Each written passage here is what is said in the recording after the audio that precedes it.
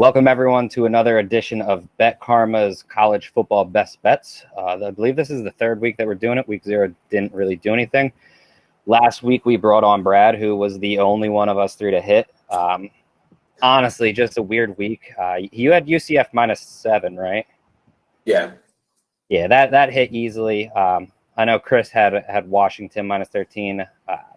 3.5-hour rain delay, and then Washington comes out pretty flat. It is what it is. And then I had Hawaii, Oregon State over. It was over 77. They hit 49.5 and scored, I believe, 10 in the second half. So kind of a bad beat.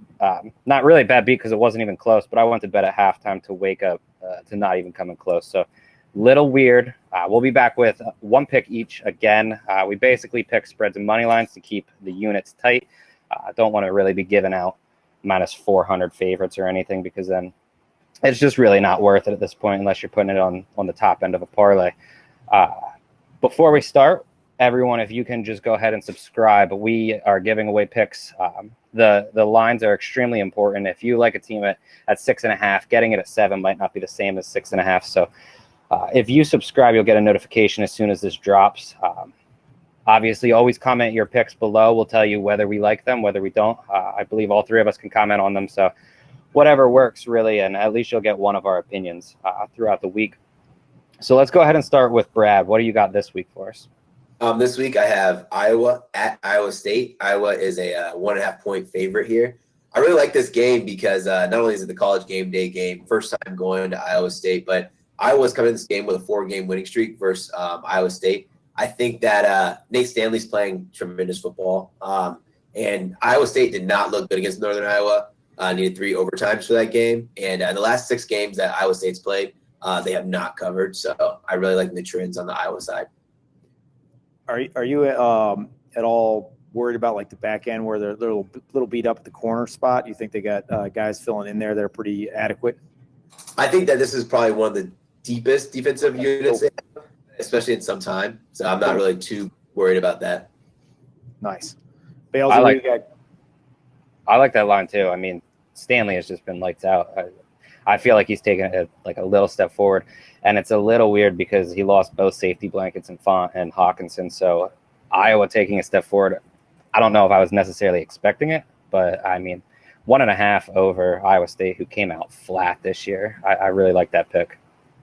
Absolutely. So I'm going to pay tribute to a older gentleman. My man Eddie Money passed away today, so I have vivid memories of. I'm not quite as old when he came out in the 70s, 80s, but I got vivid memories riding in Ocean City on Coastal Highway, blaring Eddie Money as a child. So, and relating to Maryland and Eddie Money, I'm doing a Eddie Money Eddie money line with Maryland -260, but I also like them at -7. So, shout out if you haven't heard of Eddie Money, check him out. He's got some good tunes. Brad, do you like Maryland -7? I like Maryland. I like Maryland a lot. Loxley's coming in there, turned the program around, got a good quarterback in Josh Jackson. I do think, and Syracuse just looked bad. They looked really bad in 2 weeks. So one thing that Maryland's doing, if you haven't seen them play, they have 3 outstanding running backs, and they have team speed. I mean, these guys are running sub 4.5 40s, and they're putting 3 backs on the field and creating a mismatch. And the teams just can't match the speed. They can't match all where they're putting these guys. So they're playing really smart football on the offensive side. They're matching these guys up. And when the defense makes their adjustment, whether it's a cornerback or a linebacker, they're exposing the linebackers with the speed of the running back and creating big gaps for these guys to run into the end zone. So it's good work by the coaching staff, and they actually have 2 kind of former head coaches that are running the offensive side, and they're really doing a good job right now. Yeah, that defense is fast too. Absolutely. Yeah, I think Maryland's like the biggest shock of the year so far, probably. I would say. Absolutely. Trash. Yeah, the team total win was only like 4. It was only like 4, and I knew Loxley can win more than 4 games, and then getting Josh Jackson was huge. I just think that there hasn't been a ton of people watching it. Early in the week, there was a bunch of money on it from the public side, but it's come back down. It's about 50.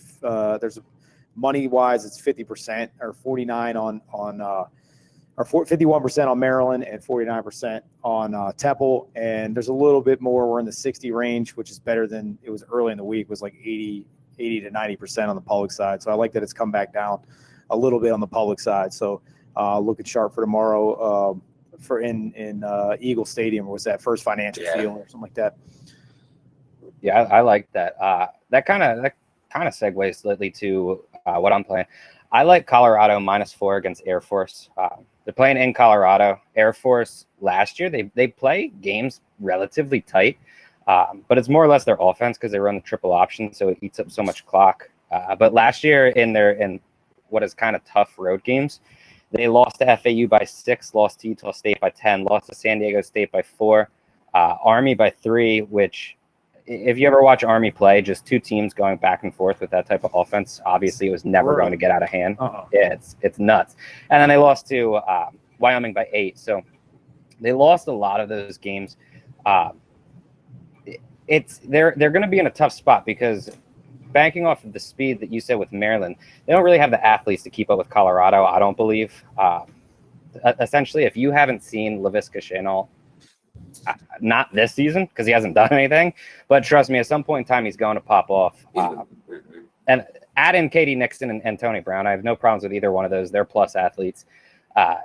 They're not, or Air Force isn't going to have the speed to keep up with Colorado. And then when you run the type of offense they have, if Colorado hits 2 big plays early on and they get a stop against Air Force, they basically can't come back with triple options. So it's kind of that. Last year, Colorado did have a very good run D. This year, they've kind of taken a small step back, but I'm not overly concerned about it. And it just seems like we're getting a favorable spot after Colorado came off an upset victory in overtime against Nebraska, in which they were ran out of basically their own stadium in the first half and then came back to take it to OT and win. I mean, this line is just a little too close for me. Do you guys have any opinions on this game too?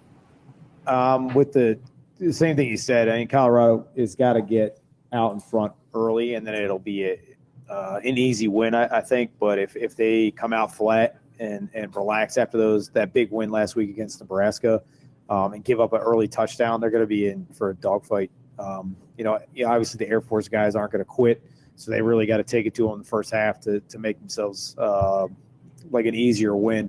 But if it's close at halftime, it'll be a tough second half for them.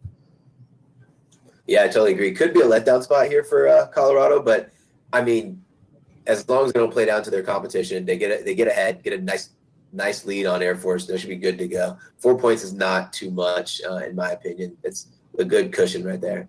And you got a solid QB at Colorado that's been there a couple of years now, so he's not going to let these guys come out flat. So they got some leadership there, and I think it's a good spot for them to go 3-0 for real and cover the 4. Yeah, my biggest concern overall for this game would be Colorado looking ahead. I believe they have Arizona State next week, which is obviously a more important game for them. So I'm slightly concerned about the look ahead, which obviously happens in college football quite a bit. But also, I would bet this game up well past 4 points. So I have no problems taking Colorado here. Do you guys have anything you want to add? Any other picks or anything that you got? Yeah, I mean, just similar to what you're saying with Maryland is Maryland is playing Penn State next week. So, I'm hoping that they come out focused. Could be, a look ahead game here. So they really got to come out and be ready to play. So hope that takes place and they're not, getting pats on the back down in College Park and come out soft and go. But I like them. I like your guys' picks. I'll be on Colorado -4, and I'll be on Iowa. I think they come out and prove that they're for real this year. Yeah, after they ended the season the way they did, that tough losing streak, I think I really do like Colorado to bounce back this season. If I were to pick like another game, I'm interested in this Florida line. No Terry Wilson for Kentucky out for the season. Florida typically has played pretty well in covering against the spread on their road games, so that'd probably be another game that I'm going to take a hard look at. I like that. So everyone just lock in Maryland at -7. We got Colorado -4, Iowa -1.5.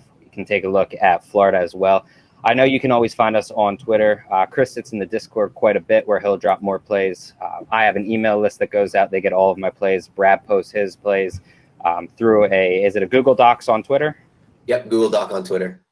So go ahead and follow us. All three of our Twitter usernames are below us. If you thought this was a good podcast, go ahead, give us a thumbs up. Don't forget to put your bets in the comments below. We'll respond to them. And good luck to everyone betting, regardless of what side you're on.